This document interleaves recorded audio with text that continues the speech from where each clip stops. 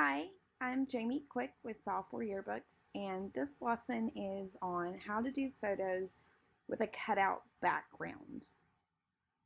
First I want to show you some examples of what not to use for a cutout background. This photo, see how it's cut off at the top of her head and also on the side. This one, the same thing.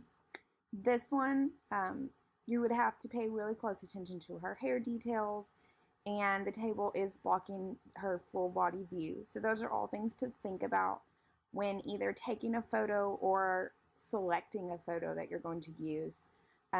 This one, the person is blocking your complete view of his hands. Group photos are really hard because probably someone is blocking part of someone else, and so that would leave an incomplete person when you do the cutout. So just some things to think about when posing your subjects or choosing a photo to cut the background out of. So now we're going to move on to our project photo. This one does cut off the bottom, but I will show you in a separate video how to anchor your cutouts so that if it's only a half body shot, you'll still be able to use it. So first you're going to right click on the background layer and choose layer from background, and then you can just click OK or rename the layer and then click on OK. And this separates the photo from the background file to an editable document. So next I'm going to select my polygonal lasso tool and choose a feather. I'm going to choose a 3-point feather. You can do 1, you can do 10. That's going to blur your edges of your cutout so that some of those finer details you might miss, it's going to kind of blur those and cover that up for you. And then you want to zoom in quite a bit. Of course, you can use a shortcut for that. And then start on a well-defined edge. And you're just going to click in small increments up the side of your person.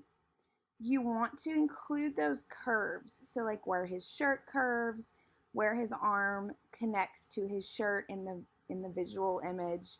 You want to include all of those. Every now and then you can see that I would start to select a larger portion and then you realize that you're not going to include a curve, and so you can go back and just click. Every now and then when you reach the edge of the screen, don't click, just drag your mouse up and off the viewable pasteboard and it will automatically drag your photo up so that you can see more of it. And then resume clicking around your subject. When you get to hair, you just have to use some discretion with what you're going to include in your photo and what you're not going to include.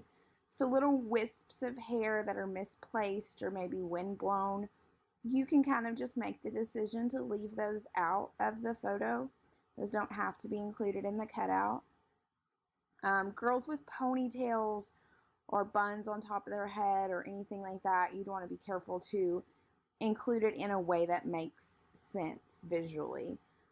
So if you realize that part of it is hidden behind the subject's head or something like that, you can make a decision to leave it out of your cutout and not include it in your file. So as I make my way around the head, you're going to use really small segments and click really often to get that curve on your subject's head so they don't end up with a pointy head. Ears, be really careful to get the curve of the ear so that they're not missing pieces. If you have to zoom in closer than what I'm doing to be able to see it really well on your monitor, then that's always something to take into consideration before you start the cutout so that you're not interrupting your work. Same thing with the shirt on discretion. So if there are wrinkles or misshapen parts of their clothing, you can leave those out, but you want to leave enough information in the photo that, remember, like if it's standing alone as a cutout, so that it would still make sense. Get to the edge. Don't click off the edge of the photo and include that empty space. Just stay on your subject line. I'm going to drag where I can see the rest of the photo again. If the person has any objects in their hands or they're holding a ball or something like that, be sure to include enough of that it would make sense without the background. And then right here, I can just make a straight line and click back where I began. So now, right now, what is selected is what I want to keep. So you can choose the inverse of that and it'll select everything that basically you would want to get rid of. And now, on some versions of Photoshop, you could just hit delete and it would delete that background for you. On some, you would right click and choose to cut that background. There are some different options for you. So on mine, I'm in Creative Cloud 2018. So I am actually going to select what I want to keep, and then you can choose layer and create a layer with your person, just the subject that you want to keep. So I'm actually saving this layer, just this section of the layer. And it is going to make 2 files. So I have the original and then I have the cutout background. And then in this case, I don't need the original. So I'm left with just the subject that is cut out from the background. Now you want to go back and revisit any of those trouble areas. In this case, near his face, I've left too much shadow behind him. So I'm going to go in and just kind of click a little closer to his face, maintaining those curves on his face and his neck and then down into his shirt. And because this part is information that you do not need, once I get all of this selected and make it a full circuit, then I'm actually just going to hit delete on my keyboard to get rid of that information. So now it looks much better and cleaner. Look at it again.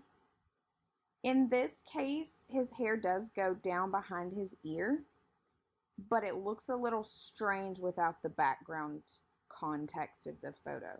So I'm going to select just around his ear and down to his face.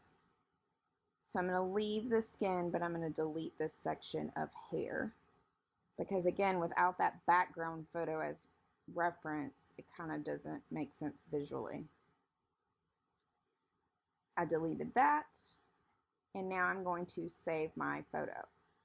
PSD is your Photoshop file, which is not readable by some of your online programs. So I'm going to save it as a TIFF, TIF or TIFF. And then the really important thing is that you want to save the transparency. So this box needs to be checked so that it does not fill in the background. If you don't check that, it will fill in the background with white space. So it'll be solid white color in the back instead of actual empty background.